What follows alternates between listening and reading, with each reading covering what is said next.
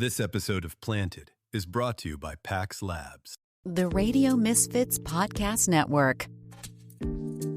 Hello, everyone, and welcome to Planted with Sara Pine. I'm Sara Pine, your host, and we are recording live on location in Berlin at the ICBC conference. And today, I have the CEO of Pax, Chris Ahern, with me.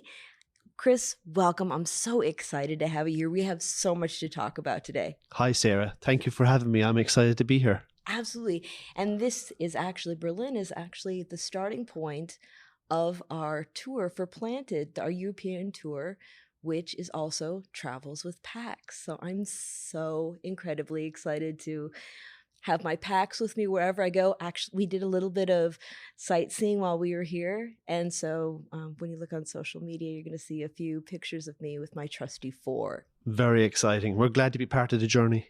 Thank you so much. And so as we start, I want to ask you a question that I ask all of my guests for the first time. What was your first cannabis experience? Yeah, sure. We're going back quite a few years now, but one of my very good friends of mine actually struggled and suffered from chronic pain. And the only thing that he really got relief from was actually cannabis. So I'm going back, 15 to 20 years now, but that was my first experience of cannabis. Were you surprised? Very much so, actually, because he had tried everything. He'd been to doctors, tried all different medications, and nothing really got the same relief as he did from cannabis. Yeah, I think it's always amazing when people have their aha moments with it. Because I know for myself, when I was younger, I definitely did some experimenting, but I didn't understand like the actual impact of the plant until I had cancer in my late 30s. And that was... when you see people have those aha moments, it's a wonderful part of the conversation because there's so much stigma.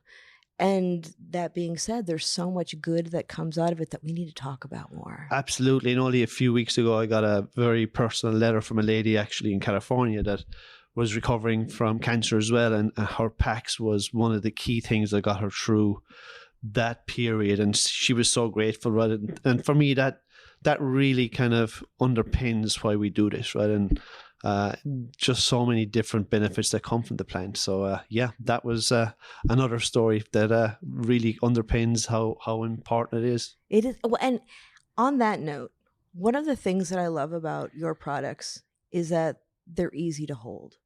They're very portable.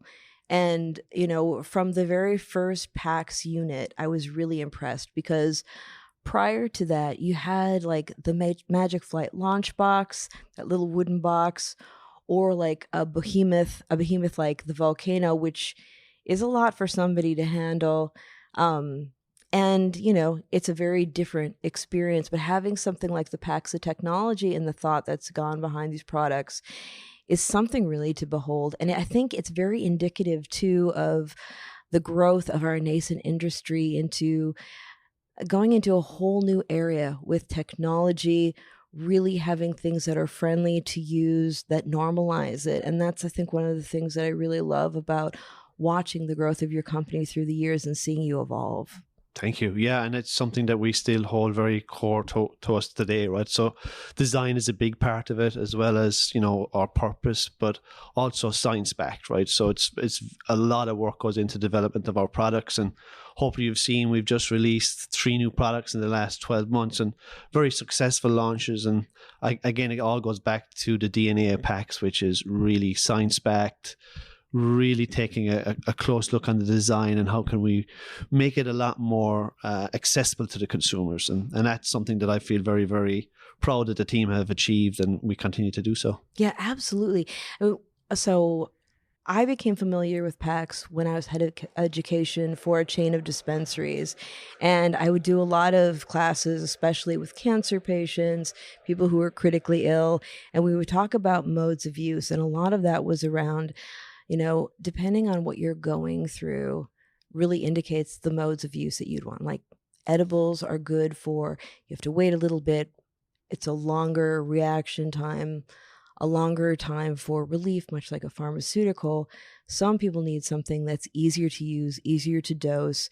You feel it immediately, but they automatically assumed that they would have to smoke. And of course, they were leery about that because from a health perspective and carcinogens, that is very impactful, especially if you're critically or chronically ill or going through cancer or something like that. And so being able to explain to people what vaporization is and how it's not smoke, and even from like more of the aesthetics or the experience itself, being able to experience those terpenes is something that people don't really expect. And also the fact that it can be a little bit more of a subtle experience for smoking, which for a lot of people is very impactful, because as we know, today's cannabis is way stronger than anything that you and I might have grown up with. And so it can be the difference between enjoying the experience and feeling quite miserable. Yeah, for sure.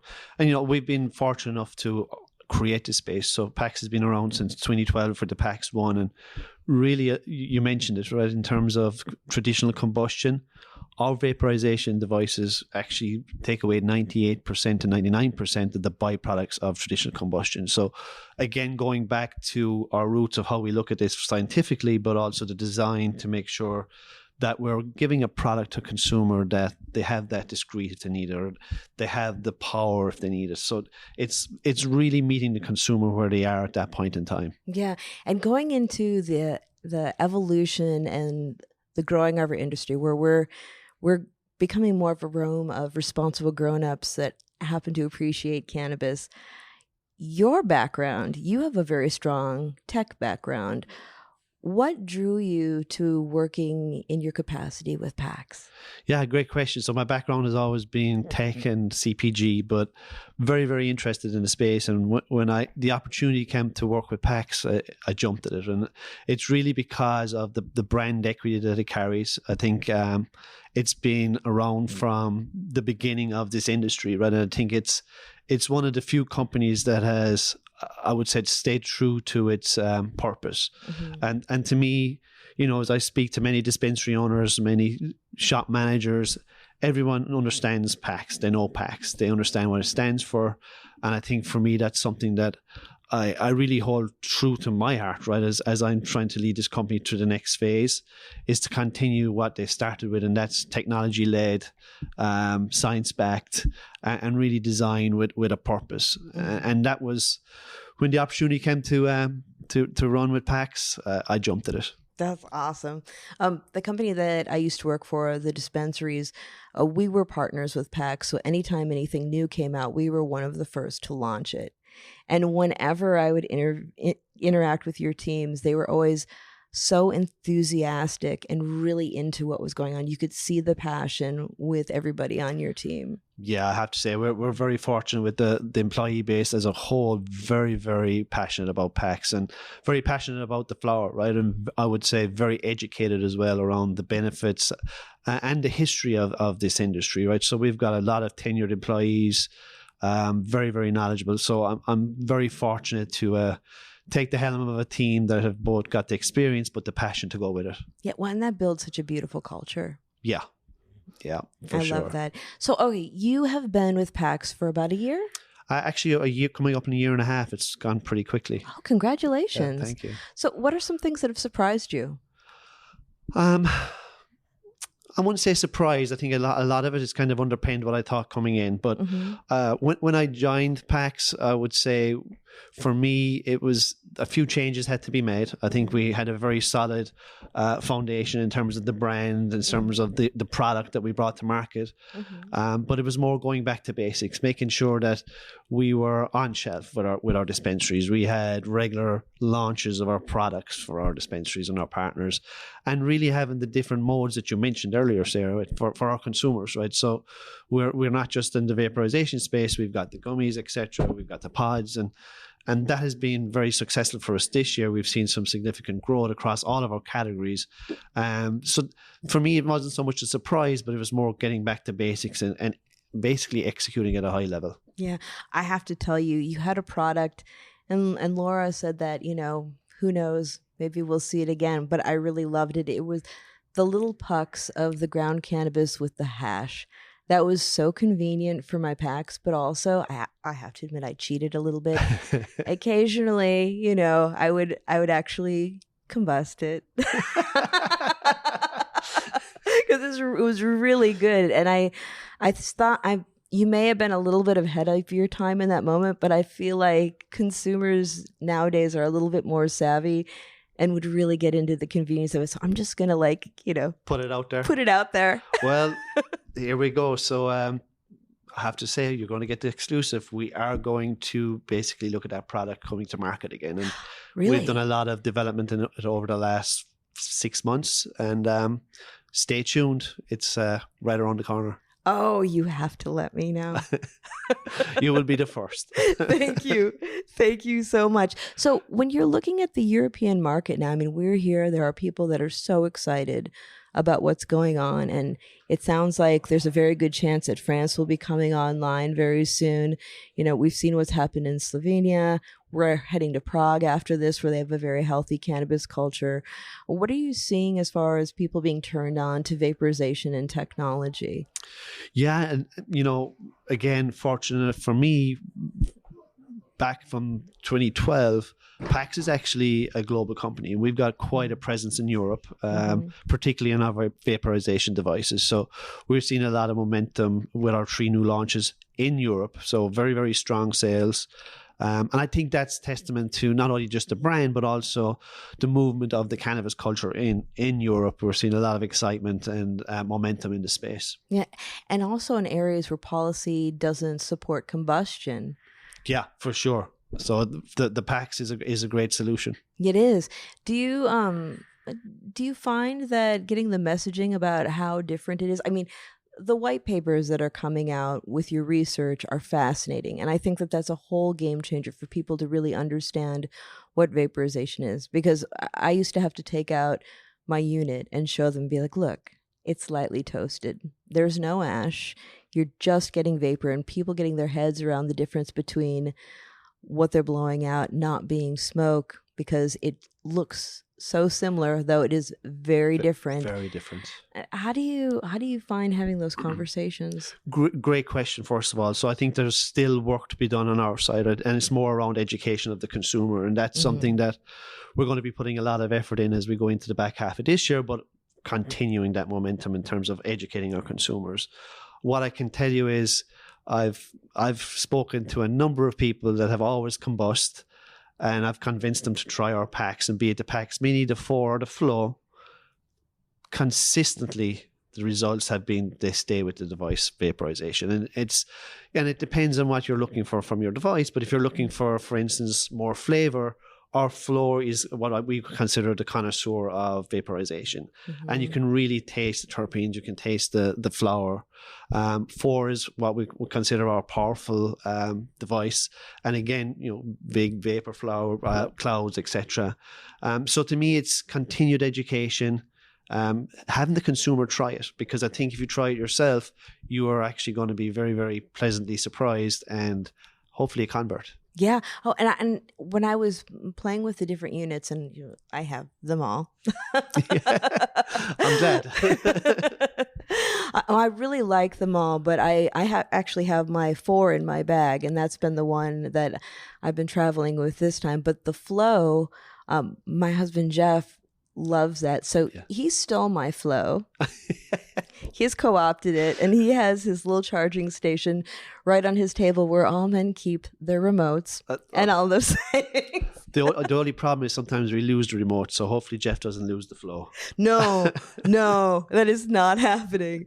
But the one thing that he did mention that he really enjoyed about it was the fact that it was so flavorful. Yes. And also just the way it's loaded was much easier for him. Yeah, and even the cleaning of the device, we put a lot of development into it. So it's very, very different device from our historical devices, but very, very strong feedback on the overall usage of it. Yeah, and for people who may not understand, eyebrows always go up when I say that it's using convection currents. Would you explain that a little bit? Yeah, so it's actually, we might have to cut this because I'm not technical. Because we've got a hybrid, so it's convection and conduction. Oh, on that's the flow. fascinating. Yeah, so it's 2, and basically it's just think of it as you're heating from underneath, but also around it. You know what you were talking about. That's what at a high level. Well, but that's the thing. I mean, we have to talk about it at a high level because when we're working with consumers, if you get into like the nitty gritty, that's when people look at you like a deer caught in the headlights and they're like, well, that just sounds too complicated to try. That's the thing. You have to try and really simplify the message so they understand it. Not so much that they can't understand it, but when you get into too much technical aspects, and believe me, we can. My team are very, very technical. So and that's a lot of what we're trying to do from a marketing aspect is how do we boil down all the technical aspects that we do to be really understandable for a consumer. Yeah, absolutely. And then for consumers that are more technical, like to geek out on the latest technology. Yes. You have that as well. We so it's sure the best do. of both worlds. Yes. I was wondering, like, when you're looking at this, what are some things that you're hoping that you're excited about doing in the future? Like, what are some of your dreams and objectives for PAX and just as you evolve? Yeah, great question. I think for me, it's, we created the space. So for me now, the job is to continue and elevate our PAX brand, right? And elevate our PAX devices and our business as a whole. So a few things that we're doing that I'm excited about is we're in 4 states right now. We're in California, Colorado, Massachusetts, New York. We're probably going to go into an expansion mode here in the near future into another state. So that's going to be a lot of the focus of the team.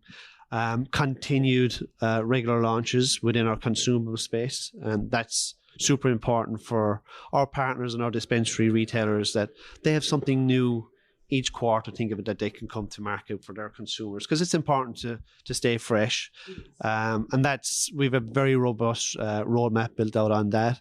And then to continue what we've been doing for the last year and a half, Sarah, and that's executing at a high level, right? I think the more we execute to that higher level, I think we're going to see continued momentum for PAX in the industry. Still smoking joints? Okay, we need to talk.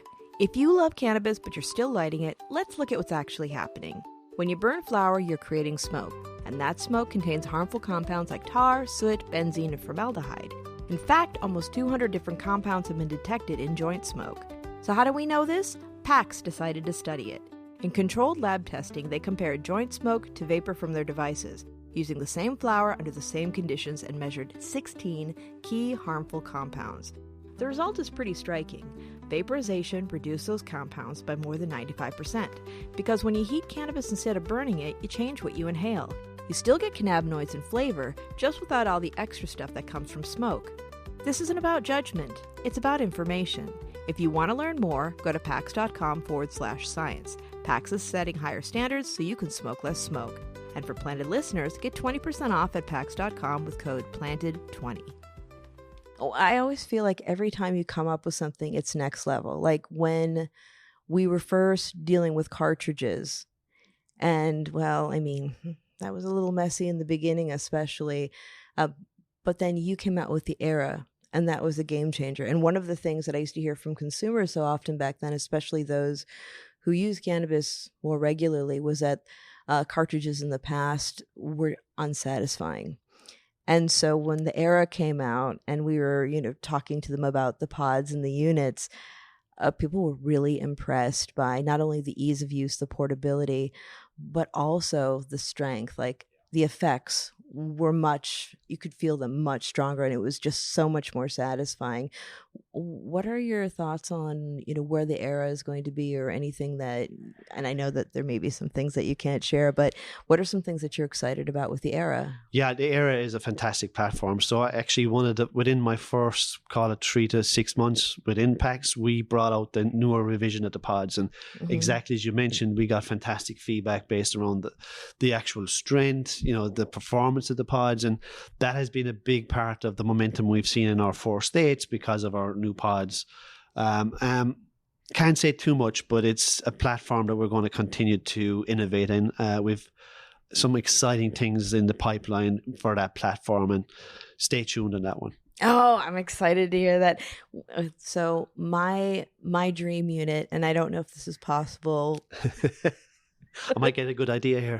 Is one that you can actually vaporize, do the dry vape, but you have a little slot that you can stick the pod in as well. That's a pretty cool idea. I'll have to take that back to the team. Let me know. Again, you'll be the first to find out. I'd be like, yes, and there's accessories that can go with that too. You can have your little bag for all your pods and your weed. I see a new job coming your way.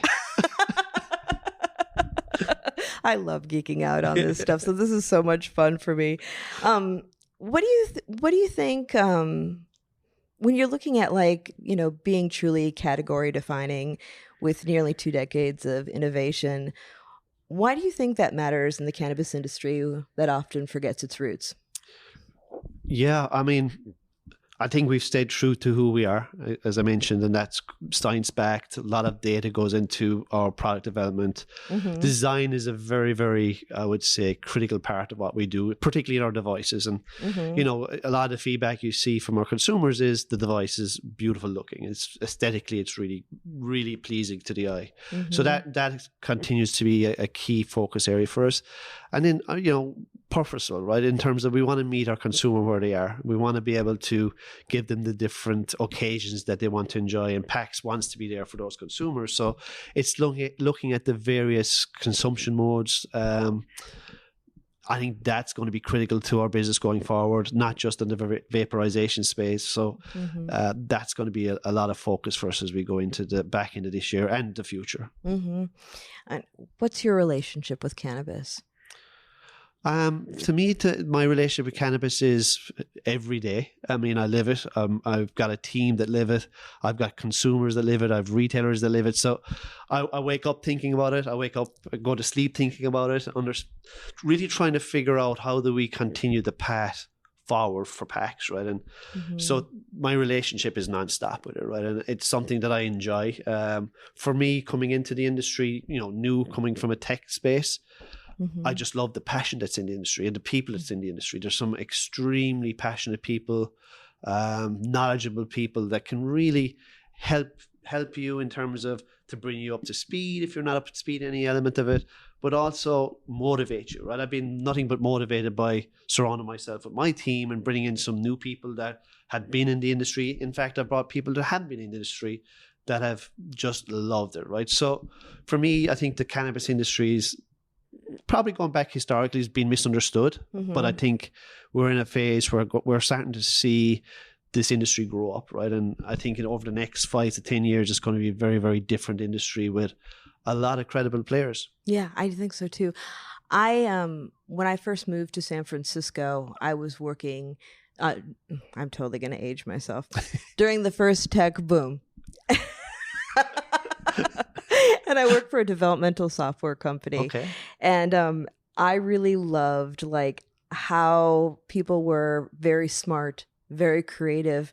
And it was also a space where you could do your work, but also show up as your authentic self. Yes. And I feel like we see that in cannabis now as we're evolving. And it's something that really attracts me to it.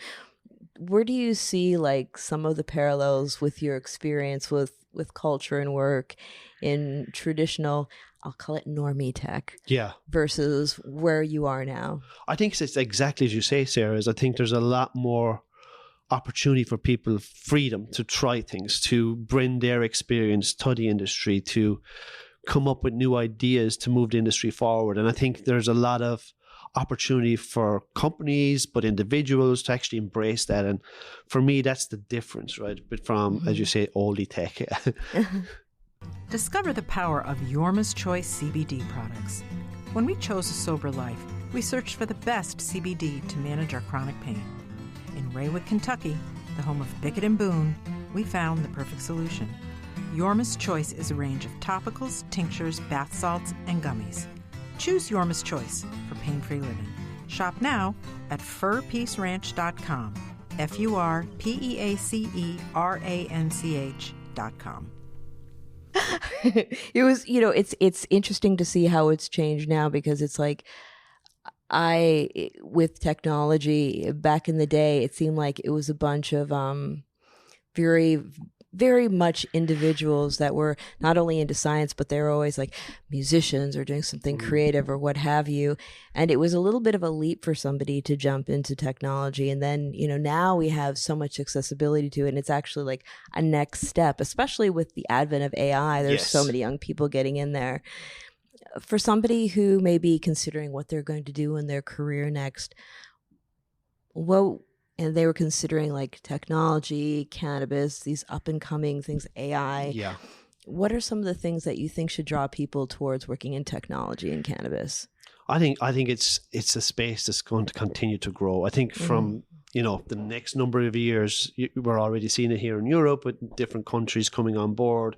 I think there's a lot of runway for growth. So as an individual looking for let's say a space where they can see continued growth, obviously AI is one, but I think AI and cannabis are very, very different in terms of, culture wise. I think from a cannabis perspective, a person coming into this industry can really get energized and passionate about it and have the opportunity to grow, right? So a lot of my team that I inherited when I came on board had been with PAX years, but have continued to grow and gone into different positions, gone into leadership positions, and really got the opportunity to show and blossom what they can do, right? So to me, I think cannabis continues to be a space that will grow here in the next decade easily. Yeah, and with that growth, I think that there's been a lot more thoughtfulness.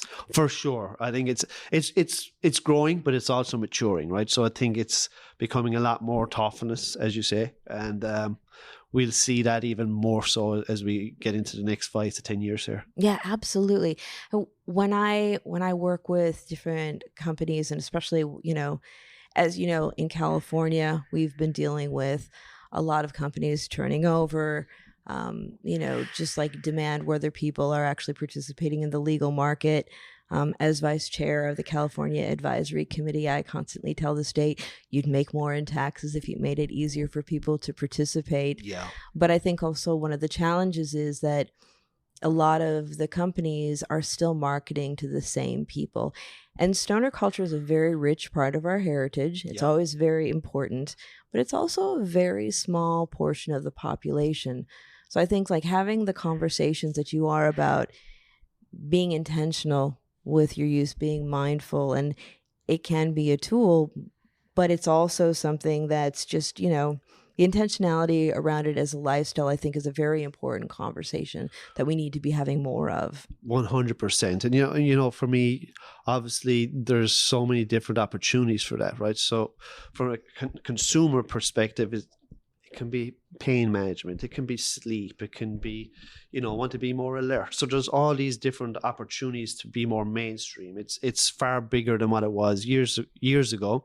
And obviously I wasn't in the culture years ago, but what I can see now is it's definitely getting more mainstream.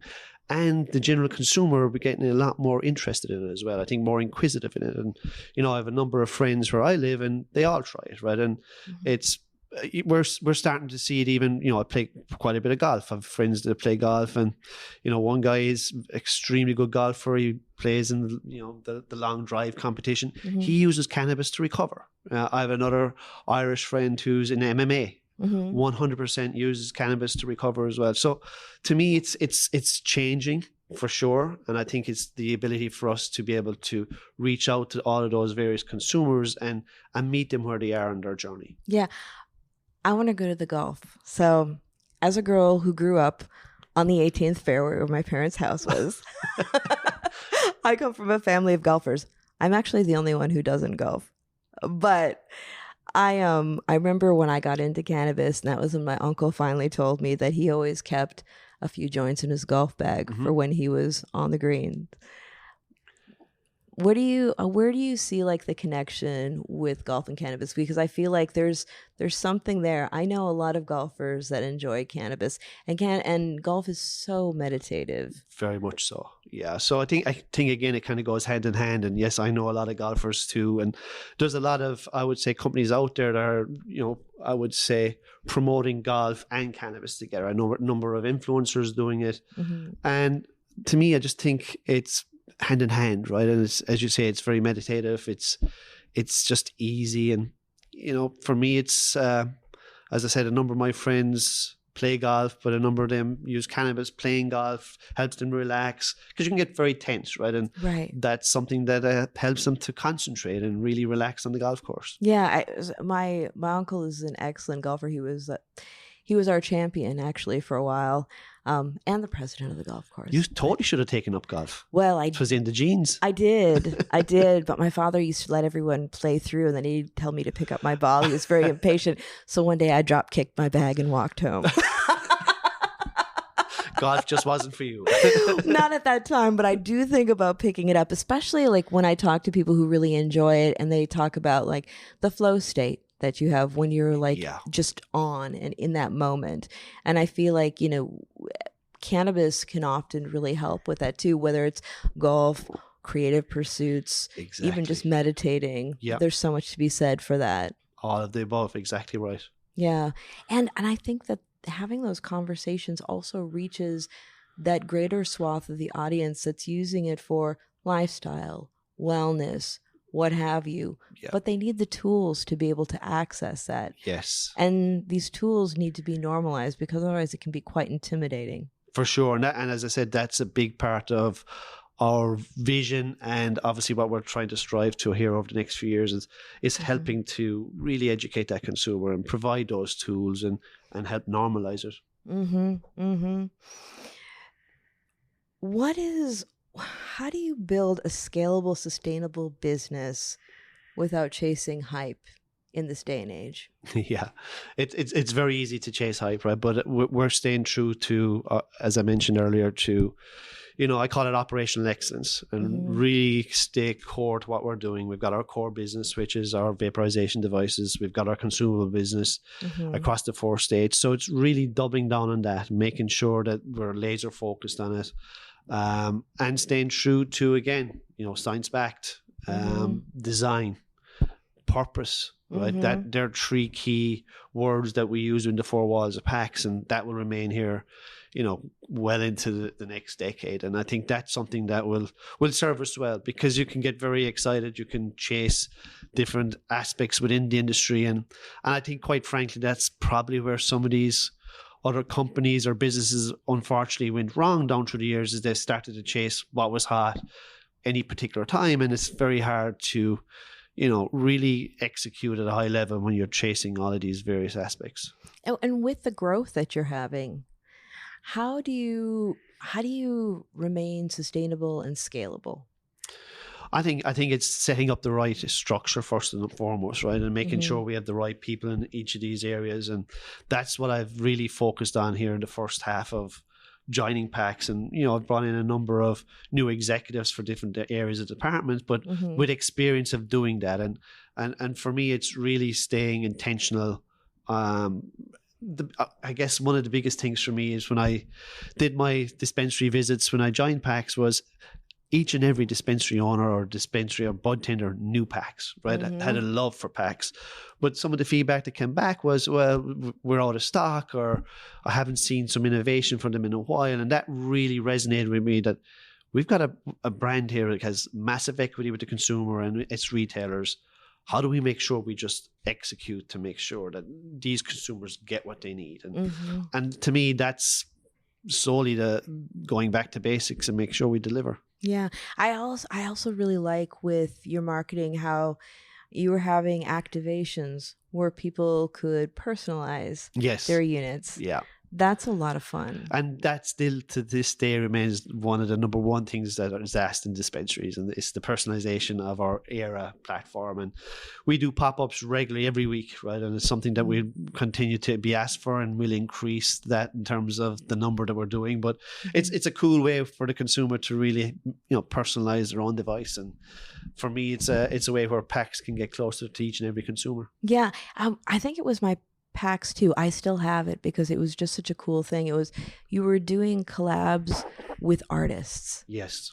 And I'll always keep that one because it's just so beautiful. What are your thoughts of like continuing activations like that? Oh, very much so. We will continue, and we've got some very cool collabs coming up here the second half of the year that I can't say too much yet, but there's 1 or 2 really exciting ones. I think is when they get out into the world, I think it's going to be very, very cool for us. That's cool. I think that these activations that you have really, capturing the imagination of the consumer is a huge thing. Yeah, and again, it kind of goes back to how do we go more mainstream and normalize it? And that's one way that you can do that very, very effectively, right? Where you've got some really strong collabs that have a lot of following and consumers really trust, right? And that's a big word for us, right? From a PAX perspective is trust, right? And the collabs that we do, I would say very much in the same vein, are trusted. And that's a key way of getting the message across to our consumers. This episode is brought to you by Fat Nugs Magazine, a global perspective of cannabis and stoner culture as a bridge to the rest of the world. Right now, you can join Fat Nugs Magazine, Beard Bros Farms, Freedom Grow, and Jailed for Weed in the upcoming Prisoners Edition and help spotlight current and past cannabis prisoners and their stories, because no one should be in jail for a plant. Find Fat Nugs Magazine's beautiful print copies at your local dispensary, fatnugsmag.com, and on socials. Cannabis culture welcomes us all. Well, and I know you have a lot of exciting things coming up, but and I know some of them we can't talk about yet. But when you're looking to the future, and we'll say in the next year, what are some things that are really exciting you? Yeah, I think, today the cannabis consumer is multimodal. Well, I think it depends on the occasion. So for me, it's making sure that we're providing that vehicle for our consumers, and that will lead to new product, new innovation, right? Because I think we continue to see areas of opportunity within that space for us. And hopefully by the end of the year, mid next year, you'll see some new categories for PAX come to market, and that really excites me, because what I want to be able to do is a PAX customer stay a PAX customer, and that means being able to provide them all the various modes of consumption that they want, and that's one of the key areas of focus for us. What are some locations, countries, what have you, that you're really excited about tapping into and meeting those consumers maybe for the first time? Yeah, I think even the US still provides a great opportunity for PAX going into, expansion mode in various states. That's something that we're looking at. And as I said, we'll have 1 or 2 states coming online here this year. But from a country perspective, I think we're sitting in one of the most exciting countries right now, and it's Germany, right? Yeah. I think Germany is leading the way from a European perspective, both from a policy perspective, but also how they're, I would say, getting behind the plant, right? And very much so from a government perspective, are really energized to make sure that they're doing it the right way. And I'm looking forward to see how the German market develops here over the next few years. Yeah, I have had so many fascinating conversations with people from the German market.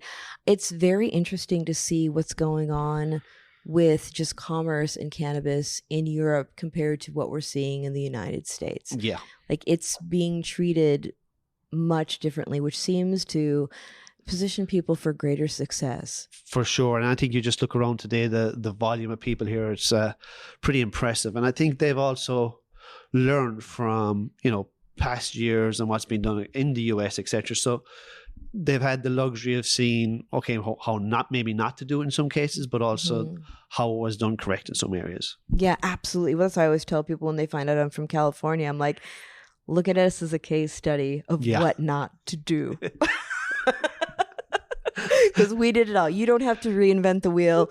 We made the mistakes for you. We've years of experience there. Yeah, that's it. So looking at Ireland, what is going on there? What do you see happening in the future? What are you hoping for? Yeah, I see Ireland going down the same path, actually. So going down the medical path. And I think you'll see a lot of the European countries following suit here. We just mentioned France, right? I think that's going to come online pretty quickly here. But over the next number of years, you'll see continued growth in the space, new countries coming online. And I think a lot of learnings from how Germany has implemented it, and probably see that roll out across various European countries. Yeah, it's very exciting to see. I would really like to see more growth too in Scandinavia and the Nordics. Yeah. Being half Finnish, I have a lot of relatives there, and I know that it's still very much prohibited, but I'm like, but you guys, you drink so much. Like, how about just having a little puff and then going dancing? Yeah. And not having the hangover or the after effects the next day. Yeah. Which is another big advantage, right? It really is. So for the next year, what are some of the things that you wish for the industry? I wish for the continued momentum. Within Europe, some more countries coming online. I think in the US, obviously we've got the rescheduling. I think that's a big one for the industry as a whole, where hopefully we'll see some of our retailers getting a break from some of the higher taxes, putting some money back in their pockets where they'll reinvest. And I think there's a great opportunity for the industry to really grow up and mature and take it to the next level.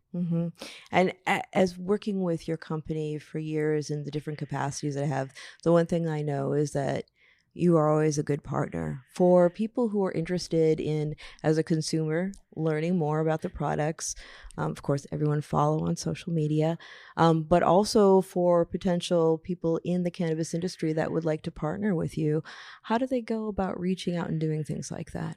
Yeah, sure. Jump on PAX.com. We've got to connect with us there, right? And we get quite a few people that actually reach out to us, not just from an education perspective, but collaboration is an example. So yeah, jump right on PAX.com and we'd be happy to entertain a discussion. And for us, the more we're educating consumers, the more we're finding really good partners, it's a win-win. Yeah, I love what you're doing. It creates great conversations, and I always like to say, conversation is normalization.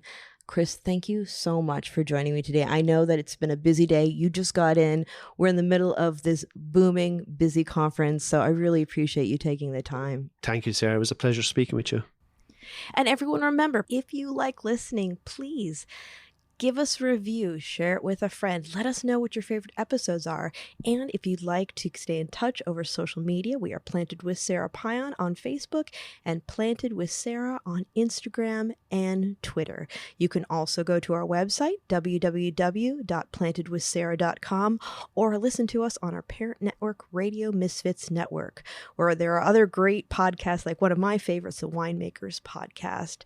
So check it out. You can listen to Planted wherever you listen to your favorite podcasts, whether that's Pandora, Spotify, Amazon, Google, Apple, Stitcher, Tune in. We are there.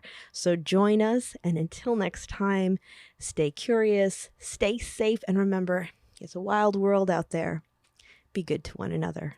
Until next time, take care.